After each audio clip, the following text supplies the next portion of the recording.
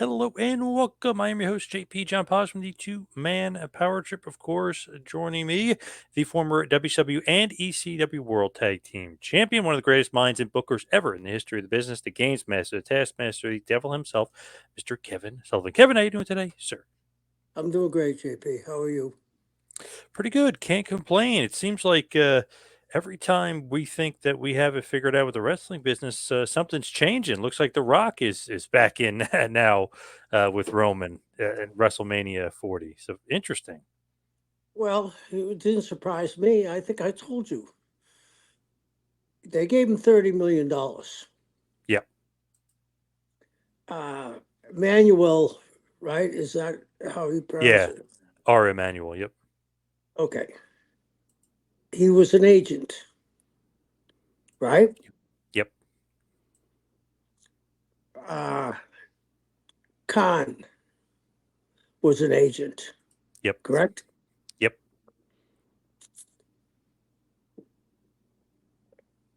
For them.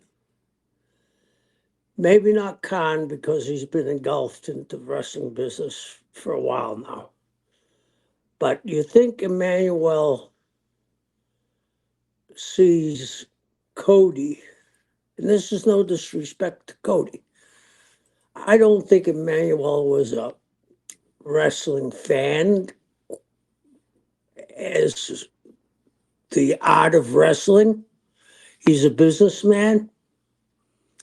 Do you think he sees The Rock and Cody on equal footing? No, no way. Rock is Okay, the biggest movie star and worth the most money.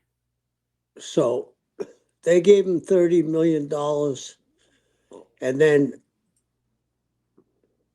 Punk got hurt. Brock is out. Yep. Uh, it's their first pay-per-view, correct? Well, their first Mania. Yeah. Yeah, that's what I meant. Okay. They want to make a splash. I mean, and I understand the people wanting Cody to finish the story. So, what if I'm skipping around here, but what if Cody wrestled Roman this time and didn't win? I mean, he finishes his story. Do you think the casual fan understands that he has to finish the story? No. They probably don't even know what the story is, casual fan. Right. But I mean, I've heard some ridiculous numbers how much the front row seats cost for WrestleMania. Oh, yeah. Are they $10,000, JP? Something like that. Yeah, they're expensive. It's insane because usually wrestling fans are not known for having money, but for Mania they spend like crazy and they fly from all over the world. I always been booked on a signing or something that weekend. I meet more people from England and Belgium and Germany than I do really Americans. You know what I mean? They're spending a lot of money to come here. It's not inexpensive. And when WrestleMania comes to your town, you can be sure the hotel prices are jacked up, food prices are jacked up, right? Everything, memorabilia, stuff, T-shirts, all these events they can go to. Uh, how many wrestling shows do you think there are, discounting WWE, in Philly, that we'll say starting from Wednesday to Monday? Oh, it's gonna be crazy. Yeah. So, I mean, they're spending money like crazy. They want to make a big splash. they want to make a big splash on their first one. Here's what people, I think, don't understand. They bought this company and merged it with UFC, and then the shit show happened, right? Yep. They're trying to do, people are thinking, oh, we got to finish the story, we got to finish the story. No, they got to get that shit behind them and get the spotlight in a positive direction.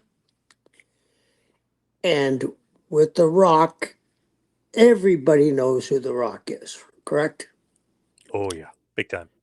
So I'm not saying I don't think the story should be finished.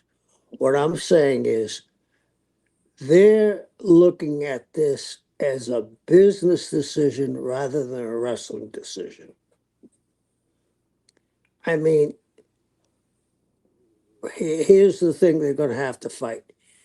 JP, don't you think more people are going to come forward now? For sure. You would think so. To pile on and see what I can get out of it. Money, easier to come forward now. Yeah, for sure. And then they're digging into everything. Do you know what I'm saying? Yep. And I happened to be watching YouTube this morning and I saw Jimmy Cornette said something that I never even thought of that shook me. What if they decide to clean house? I mean, Hunter has done an amazing, the best job I've ever seen. But he's Vince's son-in-law.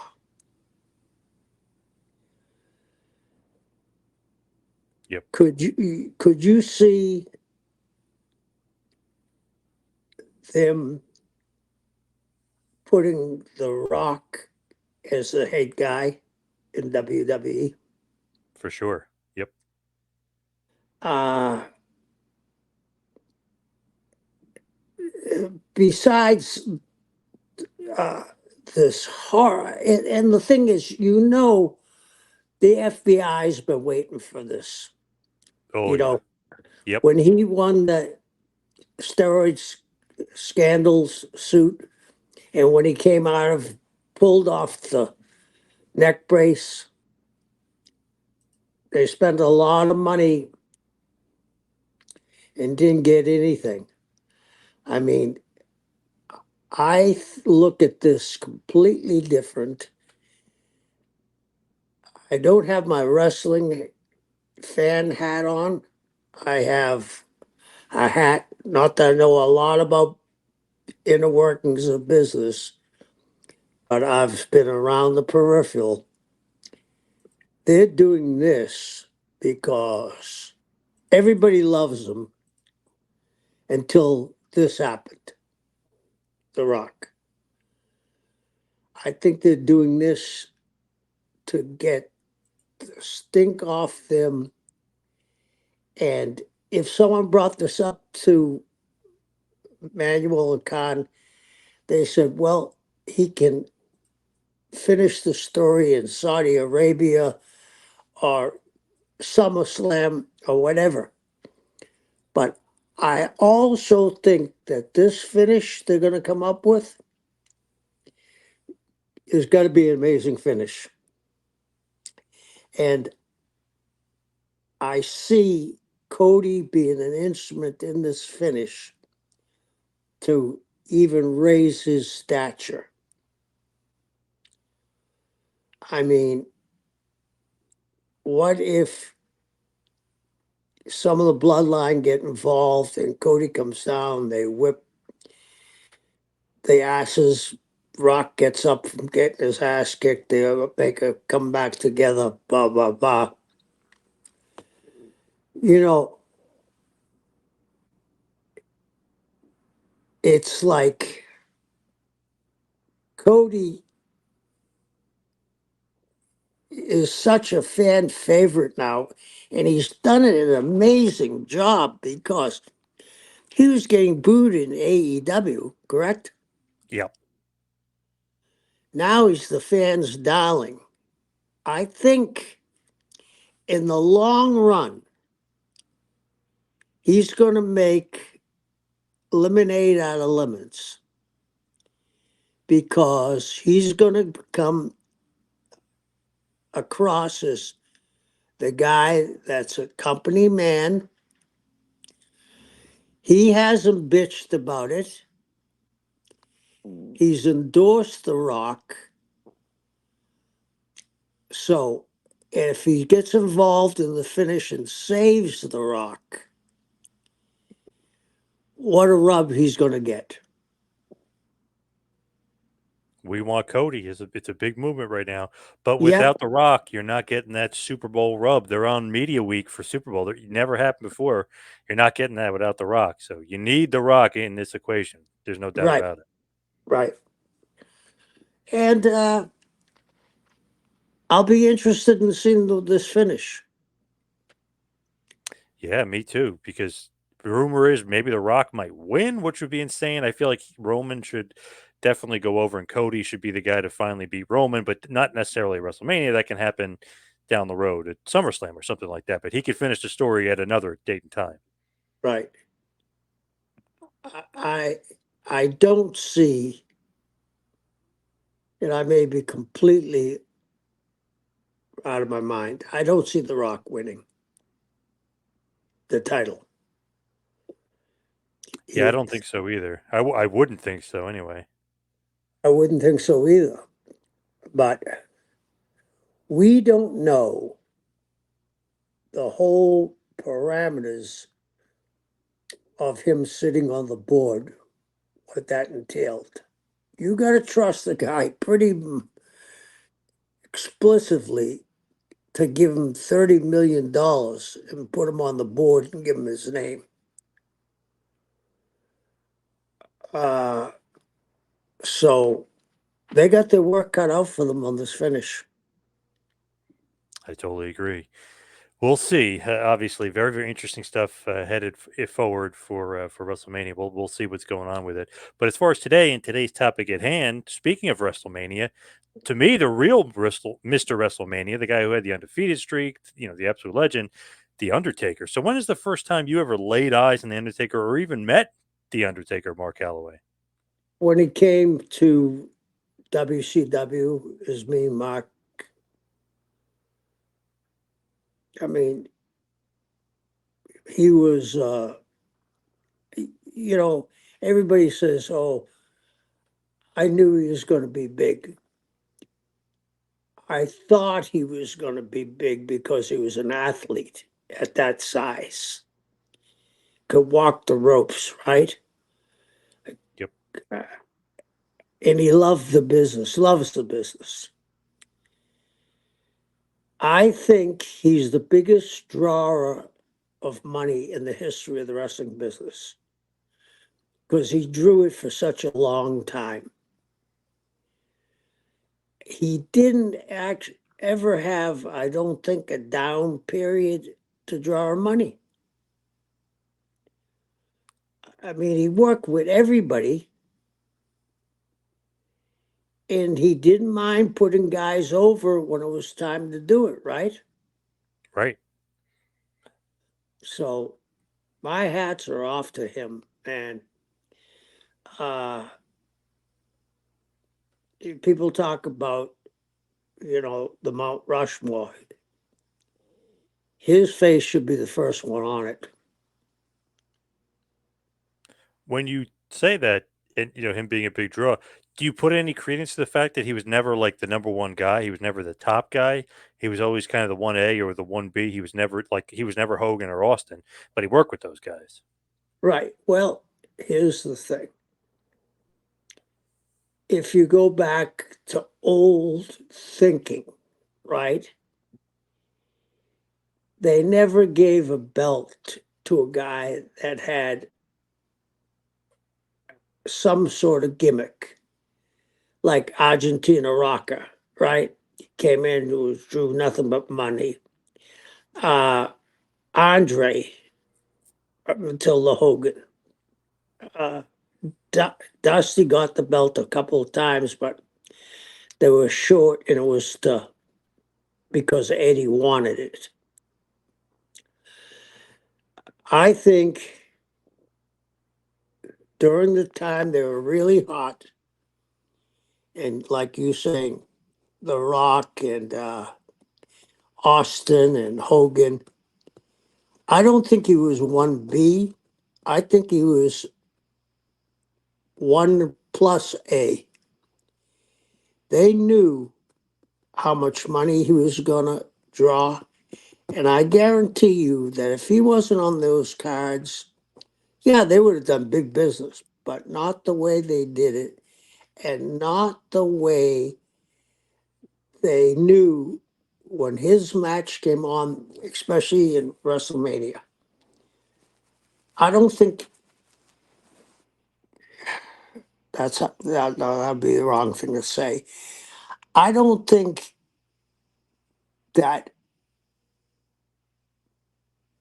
him going out and wrestling, the people were always satisfied because he gave so much of himself. You know what I'm saying? Yep. Uh, if you stopped a casual fan and said, "What did you think of the show?" Oh, the main event was great, but that Undertaker boy, he's a fabulous athlete. I mean, I think he doesn't get the credit he deserves. When you look at him and his style and his career, a lot of people think he was trained by Don Jardine, the spoiler, but he just kind of emulated him. He was just kind of like a big fan of his, was never trained by him. And obviously, they did cross paths in world class championship wrestling in his early days.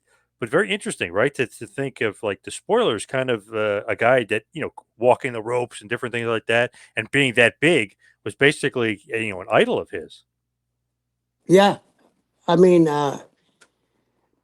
he took what the spoiler did in regional territories and put it all over the world. When the next guy comes along and does it, they're not going to say, "Oh, he reminds me of the spoiler," are they? No, reminds me of the Yeah, Undertaker. Yeah. yeah, So interesting though. So he had a basketball career, obviously 6'10", he's a huge guy, thinking maybe he could do something in the basketball world, but decides pro wrestling instead. Ends up trying to get trained by Buzz Sawyer, somebody that you know very well, and obviously he didn't think Sawyer was very committed to giving him his training, but he was very committed in taking his money. What do you yeah. know as far as that story of basically Buzz Sawyer taking his money and skedaddling? He did it to a bunch of people. Did it to Magnum. I think he hit Magnum's family up for 10 grand. And That was Magnum ended up meeting him down the road in, Portland. yeah, yeah, and that was Buzz's mo. You know what I mean? He would have fit great in this tragedy that's going on in wrestling today because he would have been in the middle of this thing too. Were you friendly with him at all or no? Yeah, I don't think a lot of people were friendly with him. They were because he was such a wild man. But I got along with them. I got along with them. Man, he takes this Giants money. Obviously, he's pretty tough, so he doesn't really care, thinking he could probably take him anyway. But he basically takes his money, $3,000, and then never really trains him and kind of just leaves. And he did that to a bunch of the guys. It's crazy to think, like, of all the guys you do that to, this guy ends up being one of the biggest stars ever in the history of the business. And now everybody remembers Buzz Sawyer as being the guy that tried to steal money from Undertaker. Crazy. Yeah. From what I gather, the only thing he taught him was a lockup, right? He was saying very limited, just exactly what you would do on like kind of first day stuff, and then that's it. Yeah. So with Buzz Sawyer, obviously, you got to go elsewhere. He goes down to World Class Championship Wrestling, starts learning his way through. there's a match, and actually it's on an Undertaker DVD out there for WWE, but it's available also on YouTube somewhere if you can find it. A match, him as Texas Red against Bruiser Brody. Man, Brody just kicks his ass, just stiffs the crap out of him. Par for the course, or was this something else, here happening with these two? Brody, I work with Brody a lot, but I was no threat to Brody. I wasn't 6'10", Right. 300 pounds. Brody saw the monster inside the egg. He knew this guy was going to be good just on size alone and his athletic ability. He was probably trying to, I don't know if you could intimidate Mark, but he wanted to get that win and get it his way. Do you know what I'm saying? Yep. Uh, he wanted them to know that he was the man. That's And how obviously, Frank did business. I was going to say, and Taker's a young guy too. He's not going to do anything back to him. Right, right. And Frank, that's how he did business. I mean, he was stiff and, uh, you know, he was around Curtis and Mark and guys that had been through the wars of the dressing room from the 50s on. And he was real good friends with them. So they probably indoctrinated him with a lot of stories about you got to do it for yourself. You got to do it for yourself. You got to do it for yourself. And it worked for him till the unfortunate incident. When you look at Taker, obviously he leaves World Class, goes to CWA in Memphis with Jerry Jarrett, meets up with Dutch there, and gets some advice and some great, um, I guess, very knowledgeable advice from Dutch and Jarrett there in Memphis before eventually making his way to WCW as Mean Mark Callis. When he gets there, the story is that Terry Funk came up with that name. What did you think when you first saw him, though? Because a lot of guys like Heyman, Teddy Long, everyone was saying, "Oh, money, money, money." Terry Funk liked him. All these guys liked him. Did you like him?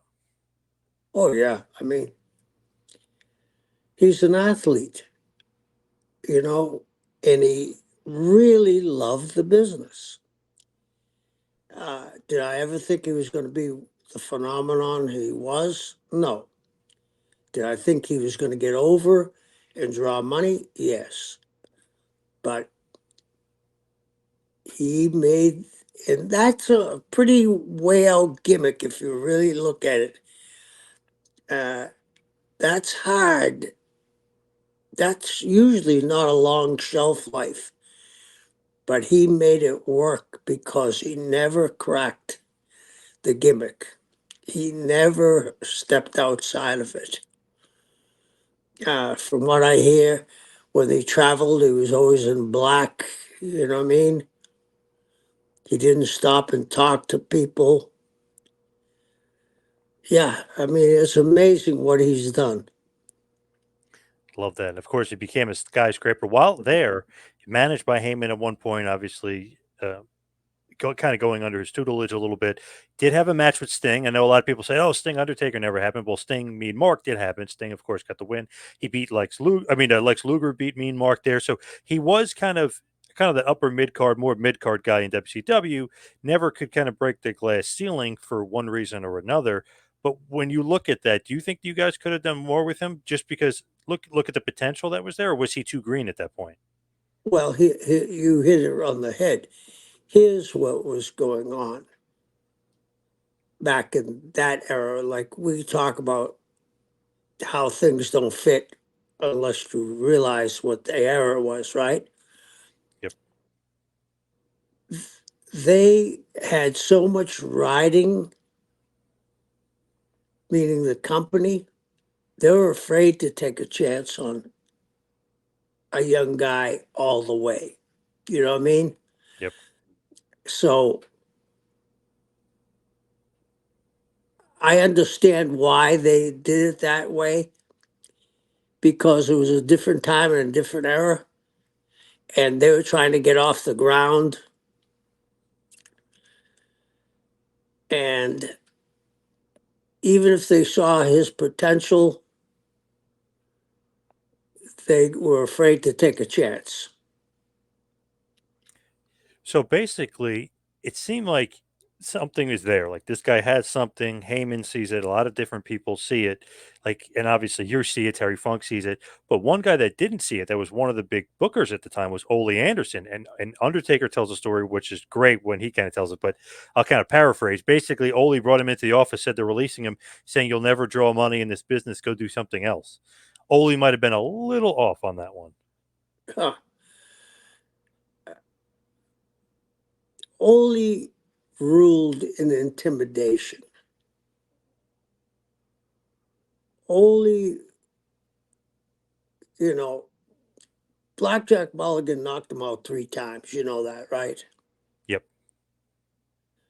Well, after the first time, I think you'd be really cautious what you said in front of Jack Mulligan, right? Yep. Ole was a stubborn, stubborn guy. And you got to remember again, different time, different era. He came from Vern when they were training guys like they were trying to kill them. Yep. So Ole, unless you work like Ole, he didn't think anybody could draw money. And if you look at who his friends were, Stan Hansen, who I think is a great, great performer and made a shitload of money. Ole liked him because he was stiff like Ole. Uh, Back in the day when Ole broke in the late 60s, that kayfabe was still super strong. And he was coming out of guys that were wrestling in Minneapolis, Billy Robinson, uh, Crusher, Mad Dog Vachon, Paul Vachon, uh, Chris Taylor. The list goes on and on and on. Guys with either huge amateur background or had gone to Vern's camp and got pounded into the ground. So it was a different time and a different era. So that's where Ole's schooling was from. So if you didn't, it didn't matter to Ole who you were, unless you worked like him. Ah, I don't see anything in him. Do you know what I mean? Yep. Yep. Man, was he was dead wrong on that one. There's kind of no doubt about it. It's interesting Yeah. though. His last match is September 1st, 1990. Loses to Sting in Greensboro, North Carolina. It's funny. Sting's last match will be in Greensboro in March for AEW. He goes to USWA for a brief stint. Beats Bill Dundee, loses Jerry Lawler, then gets signed by the WWF, the World Wrestling Federation. Debuts as Kane, the Undertaker, before eventually just Right. becoming the Undertaker, and makes his real debut, of course, Survivor Series 1990, a part of the $1 million team. And it's almost like wow. And then he was just off to the races. But it's almost like man, he makes that debut. It's so impactful. He's this 1980s Undertaker from from the old West. Who the hell knows is going to work? And it turned it out. It was one of the greatest gimmicks, if not the greatest gimmick of all time. I think it's the greatest gimmick of all time. Really? Because the Over last, well, sorry, go ahead. I was gonna say over like $1 Million Man or even Stone Cold. Oh, oh, yeah. Ted's not even in, we're in the ballpark there. Austin was a different phenomenon. Right. But I mean, a gimmick, the greatest gimmick of all times, because how many years did he, as the Undertaker? 26? In WWE was it 30 years. 30 years. Yep. And he never lost momentum because he busted his ass in the ring. I mean, and he could do shit that most guys his size would stumble over. Jumping, doing the dives before they were popular, right? Yep. Yep. Walking the ropes, the clothesline off the top. I mean, phenomenon. And it's crazy. You see guys, I would say 150 pounds less than him, doing that same stuff and not as graceful or as good. So shows you how athletic he was for being 6'9", 6'10". Right, right. Crazy that he would even try some of that stuff. You know what I mean? Back in those days, those big men are just they're not gonna go on the rope. They're not gonna do that. I mean, he changed the game for sure for a lot of the bigger wrestlers. Absolutely. They were just lumbering around the ring until he came along around, pounds you in the corner, the guy goes down, the heel walks away and aggravates the crowd, comes back and pounds him, slams the guy. Not Undertaker. He was zipping through the matches and doing things little guys couldn't even do, like you said. When you look at Taker too, it's like, okay, he's big, but he has something. He has some sort of charisma. And it's funny, Vince McMahon can just take somebody, and he had always had a history of this. I know Hogan was over in Japan in AWA, but he takes this guy. He's like, I see something in him to be the biggest star ever, and then he makes them the biggest star ever. You know what I mean? He helps make them the biggest star. Same with Undertaker. He saw something there. He was big on Taker, and then it's like, boom, within a year he's going to win the WWF title from Hulk Hogan, the big star of the day too. So he saw something in Undertaker and really was kind of like the catalyst, even creating the character, but really giving him that big push. Uh, I think, you know, we now think about the horrible booking stuff that Vince did, right? I'm not talking about scandal. I'm just talking about the gimmicks. Everybody had a job, a plumber, a repo man, everybody. And he,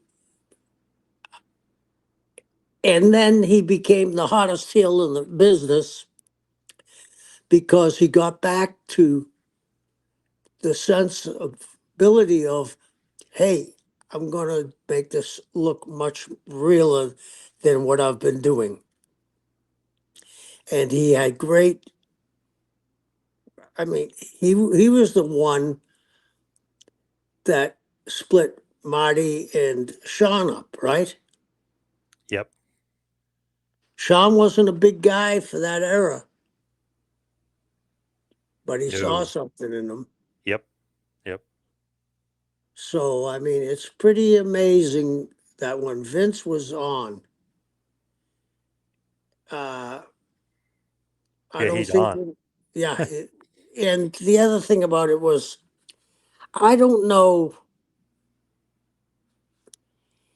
if Vince, at the period of the bad booking, was isolated from people saying, well, here's the cons rather than the pros. You know what I mean? Yep. I think everybody was afraid to even say, oh, I don't think a guy that's half bull, half man is going to work. Right. Right. They're just saying, yeah. Yeah. Oh, that's a good one, Vince.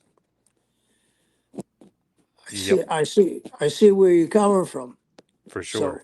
But it's yeah. crazy though. Undertaker has some sort of resentment for Hogan, even though Hogan got him in Suburban Commando.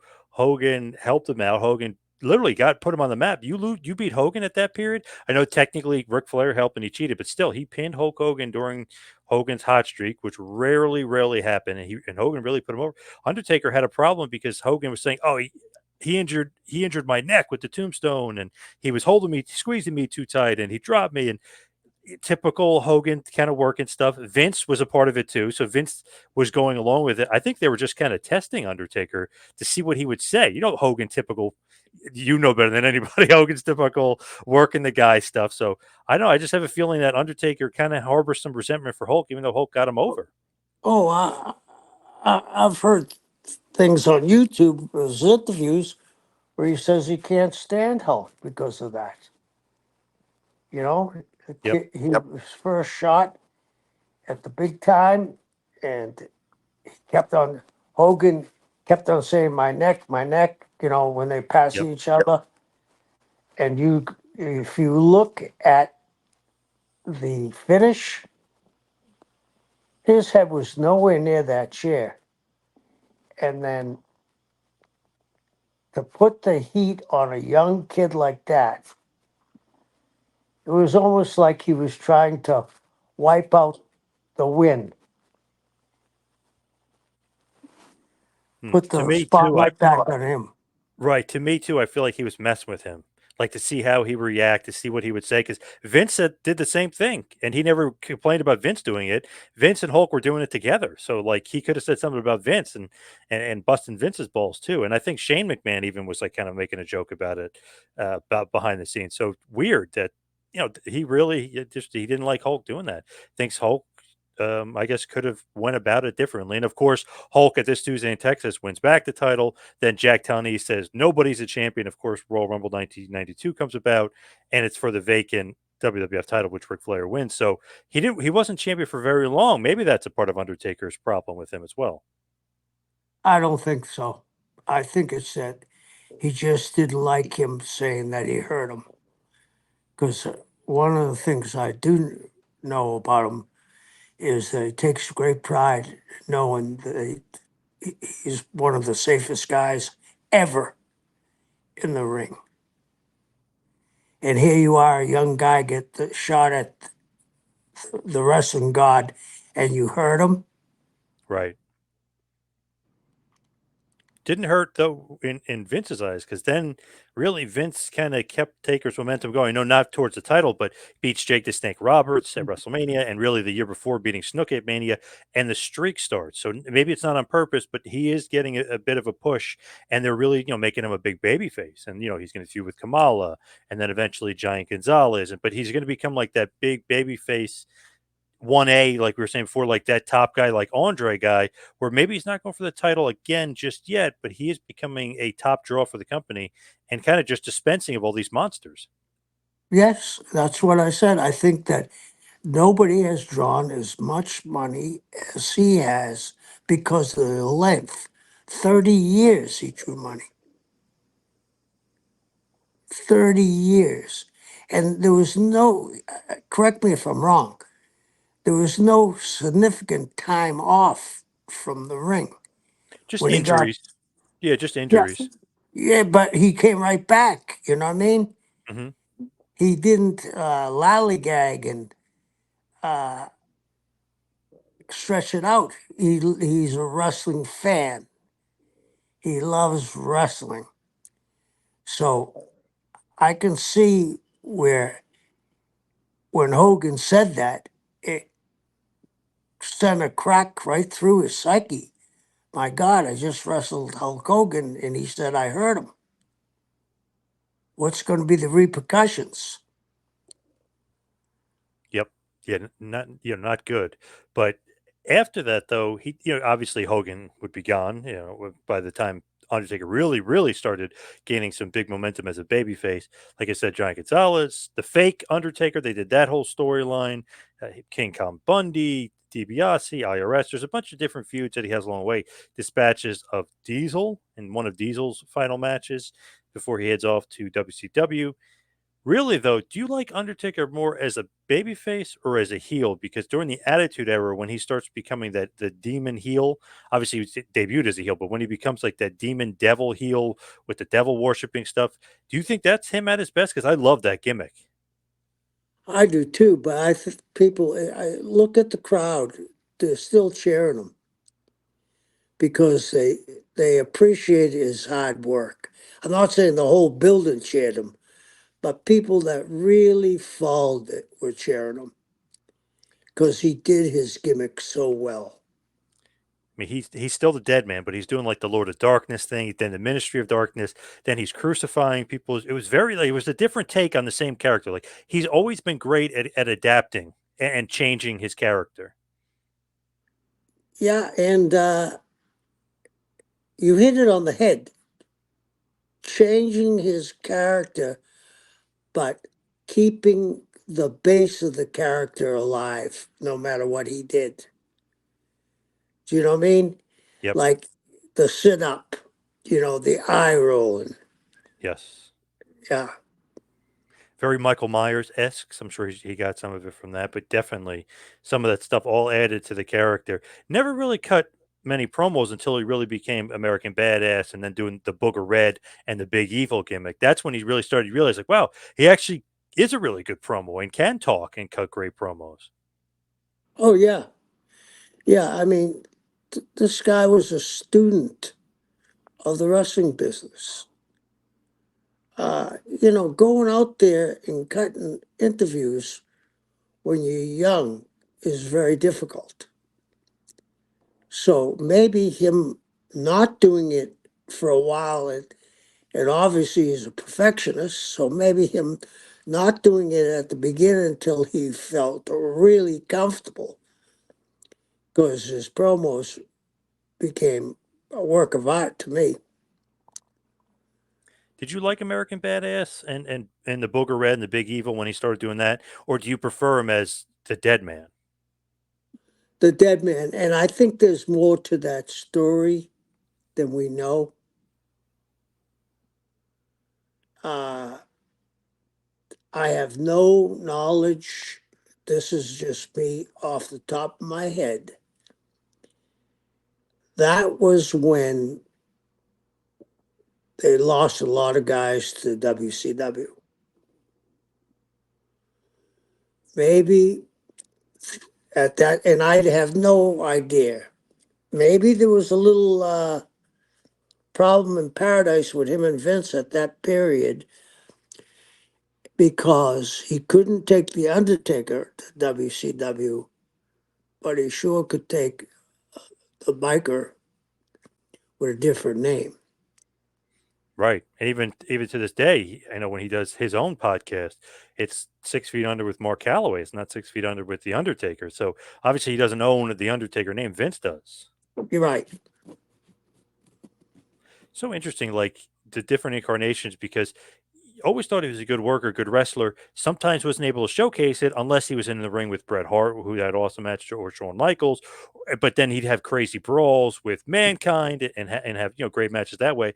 But really, when he starts doing an MMA gimmick in the mid 2000s against Kurt Angle and Shawn Michaels again and different wrestlers, you start to see like, wow, he's a damn good wrestler with a good repertoire. He's doing the submissions. He's got a good punch. Like once he started, and then obviously later on feuding with Lesnar, but once he started kind of breaking it down and really showcasing his skills in the 2000s, you're like, damn, he's a really really good worker. Oh, he's excellent. Excellent. I mean,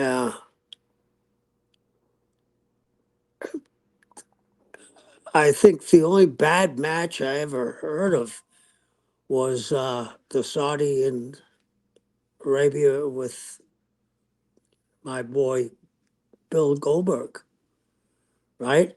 Yep. And Goldberg concussed himself before he got to the ring. And the thing is too with him, it's like okay, maybe the match that ended the streak with Lesnar, but the Undertaker got concussed during that match, so he was a little off there. Do you ever think they should have ended the streak? Everything has a ending. Uh, I thought if you were going to have somebody beat him was Brock, right? But imagine if they did a Rocky thing where it showed him training, like you said, you didn't know he was such a good worker. Showed him training, and they built it up for a year, and he got the win back from Brock. Yep. And really, what happens is, he would eventually he'll be Bray Wyatt and a couple different guys, and they go in a different direction with him until really winds up his career during COVID. And his last match was the graveyard match against AJ Styles. Of course, he gets the win, and that's his retirement. But his retirement was during COVID, and he even said he's glad it was during COVID because if it was in front of the fans, he would have wanted to come back because he would got that adrenaline pumping again. Right, right, right. I mean, I'm sure he's going to be at WrestleMania, right? Oh yeah, What do you? I would think. I don't think wild horses can hold him back. But where I'm going with this, he's going to be looking around and he's going to feel like a fish out of water because he's been such a major part of the history of WrestleMania. You Big time. know, yeah. What do you think? Obviously, he's a Hall of Famer. He still does one man show today, and he's one of the greatest. But what's the legacy? What do you think is his legacy on wrestling?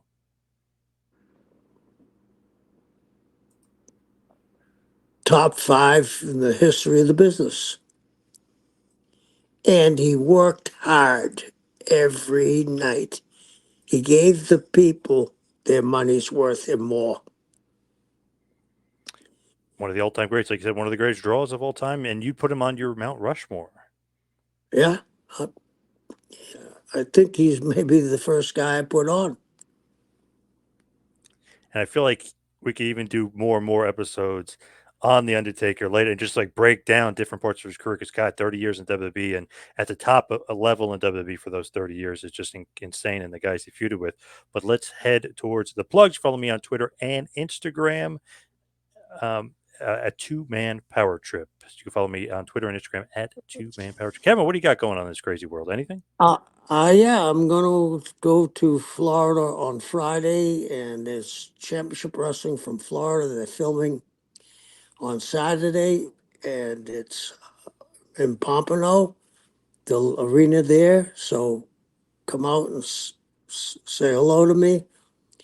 And then the following weekend, I'm in Rhode Island, so I've been having a pretty busy end of January and February. Nice. Awesome. Thank you, everybody out there, for listening. We'll see you right back here next time. Have a good one, folks.